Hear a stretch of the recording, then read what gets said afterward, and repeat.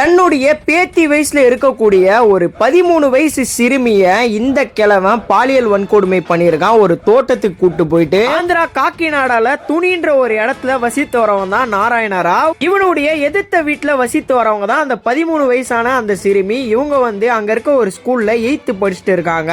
இவன் இந்த சிறுமிக்கு சாக்லேட் வாங்கி கொடுக்கறது, பொருள் வாங்கி கொடுக்கறது அப்படின்னு சொல்லிட்டு பக்கத்து வீட்டுல ஒரு குழந்தை இருந்து அந்த குழந்தை கிட்ட ஒரு தாத்தா பழகுனா எப்படி பழகுவாரு அது மாதிரி இவன் பழகிட்டு வந்து.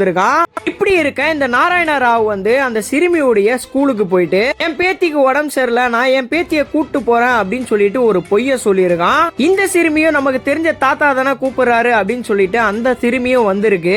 இவன் அந்த சிறுமிய கூட்டு போற வழியிலேயே ஒரு சப்போட்டா தோட்டம் இருக்கு. அந்த தோட்டத்துக்கு இந்த சிறுமியை கூட்டு போயிட்டு ட்ரெஸ் எல்லாம் கலட்டி பாலியல் வன்கொடுமை பண்ணிருக்கான். இதை இந்த தோட்டத்துடைய ஓனர் பாத்துறாரு. பார்த்தோன்னே ஃபர்ஸ்ட் வீடியோ எடுக்க ஸ்டார்ட் பண்ணிடுறாரு. நீங்க யாரு, நீங்க இங்க என்ன பண்றீங்க, அந்த பொண்ணுடைய ட்ரெஸ் எல்லாம் ஏன் அவுந்து இருக்கு அப்படின்னு சொல்லிட்டு அந்த தோட்ட ஓனர் கேட்டிருக்காரு. அப்போ இந்த நாராயண ராவ் திமுரா பதில் சொல்லியிருக்கான். அதுக்கப்புறம் அந்த தோட்ட ஓனர் இந்த பொண்ணை மீட்டு அவங்க பேரண்ட்ஸ் கிட்ட ஒப்படைச்சிடுறாரு. அடுத்த நாளே இந்த தோட்டத்தோட ஓனர் அந்த வீடியோ எடுத்தார்ல, அந்த வீடியோ சோசியல் மீடியால அப்லோட் பண்ணிடுறாரு. இந்த வீடியோ வைரல் ஆகுது. இத பார்த்த போலீஸ் அந்த நாராயண ராவை கைது பண்றாங்க.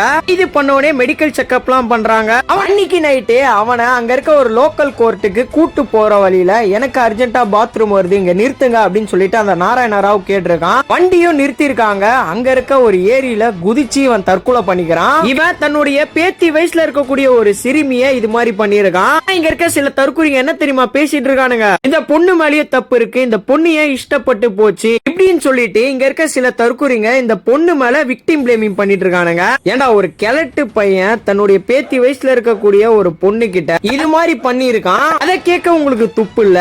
இந்த பொண்ணு நமக்கு தெரிஞ்ச தாத்தா தானே அப்படின்னு சொல்லிட்டு அந்த பொண்ணு வந்திருக்கு. அதுதான் உங்களுக்கு தப்பா தெரியுது. சிறுமிக்கு 13 வயசு தான் ஆகுது. அந்த சிறுமிக்கு என்னடா தெரிய போகுது? கடைசி வரைக்கும் இந்த மாதிரி விக்டிம் பிளேமிங் பண்ணிட்டே இருங்கடா. நீங்க இத பத்தி என்ன நினைக்கிறீங்க அப்படின்னு சொல்லிட்டு உங்களுடைய கமெண்ட்ல சொல்லுங்க. நான் பேசுறது கரெக்டா தான், அதையும் கரெக்ட்னு போட்டு விடுங்க.